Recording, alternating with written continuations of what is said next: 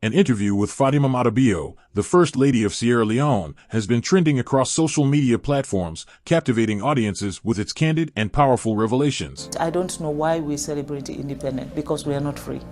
Basically, a company can take as much as $100 million out of the country in terms of minerals, and then they can just give the country $10,000.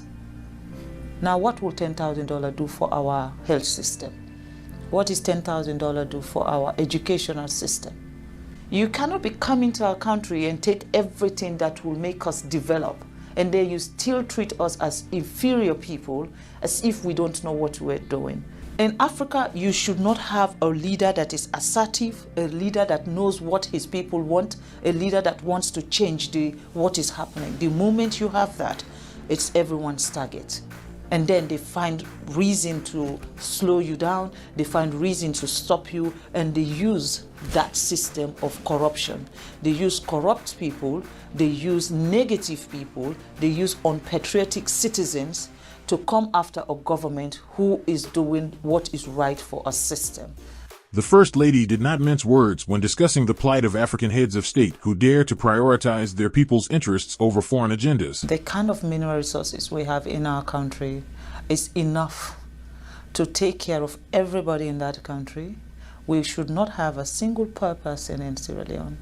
But unfortunately, we are not given the free will to make decisions on our own mineral resources. There's always Big Brother who decides. And when you fight and say, no, we are not going to do this, they use the system to stop you. It's either they set you up with the opposition and they'll be supporting the opposition against you from the back, or they cause unnecessary chaos in your country so that you are not able to even govern your own people.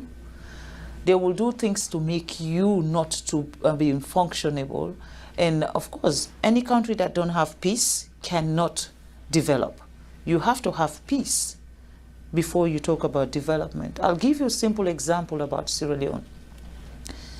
Every mining company that is in Sierra Leone today is owned by a foreigner. Every mining company. If it's not the Chinese, it's the American, it's the British. Our electricity, Bumuna, is run by the British. And we still don't have light. We're looking for light, electricity. If you don't have electricity, how can you talk about education? How can you talk about health facility? How can you talk about improving the infrastructure of your country? We don't have electricity. Now, do we actually even have proper water, pipe-borne water, so that our kids will not be sick? We don't have those facilities. Why? With all the minerals we have, there is a cap you put. Before my husband became the president of Sierra Leone was benefiting, they said, what's the word?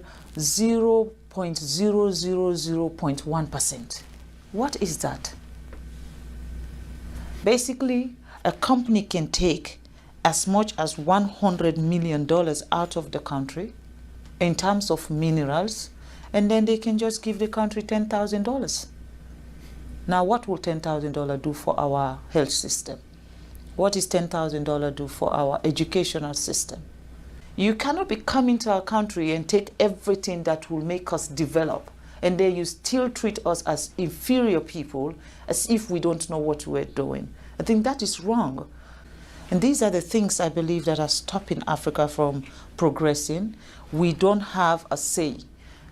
The sense about us celebrating independence, I don't know why we celebrate independence, because we are not free. That is my own take. I'm not speaking also on behalf of the government of Sierra Leone, nor am I speaking on behalf of His Excellency the President. I am speaking as Fatima, as a citizen of a country who believes that things need to change. In Africa, you should not have a leader that is assertive, a leader that knows what his people want, a leader that wants to change what is happening. The moment you have that, it's everyone's target. And then they find reason to slow you down, they find reason to stop you, and they use that system of corruption. They use corrupt people, they use negative people, they use unpatriotic citizens to come after a government who is doing what is right for a system. I think we need to address those issues. Unfortunately, I don't know I'm very good at name calling, but at the moment, I don't know who I should be screaming at.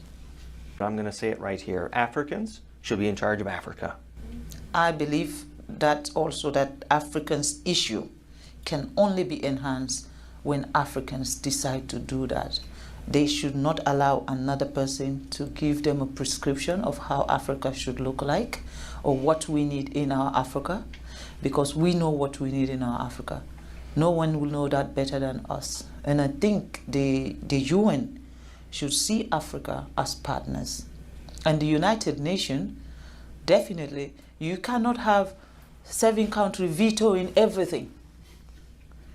When it comes to Africa issue, it is those 7 countries. Who are the countries that are actually exploiting Africa? They're the ones who have the veto power to make decision on anything that has to do with Africa. So for me, I think that is wrong. And that is one thing the president of Sierra Leone has campaigned for. And this year, Sierra Leone is now a non-permanent member at the United Nations. But yet still, we don't have a veto power. But we're there. At least we are getting closer. And in these 2 years, our mission is to get the United Nations to see Africa not as one country. Because that's the mistake they do. When you say I'm from Africa, they say, oh, you're from Nigeria. I said, no, Nigeria is one country in Africa. You know, we have 54 countries in Africa. So see us as a continent that also, what we offer to the world, Europe does not have it.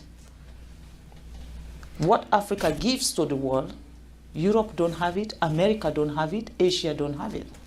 Because we are not mining in China, we are not doing any mining in America or mining in Europe. But they're doing it in every part of Africa. Not just Sierra Leone, go to Democratic Republic of Congo, go to Botswana, go to Angola, go everywhere there is mineral resources. It is the West and the Chinese who are there. When you come to Africa, ask me what is it that I want. If you ask me what food do you want to eat, I'll tell you I want to eat rice.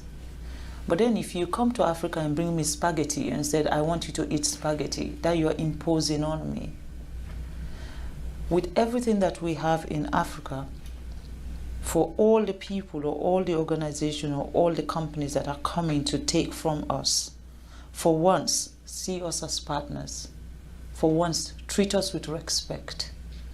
And then help us develop. Because when we're developed, doesn't mean you will not do your mining. It just means you'll be changing lives and changing lives in a positive way. If you like the videos that I produce on this channel, take a little time to like and subscribe to the channel.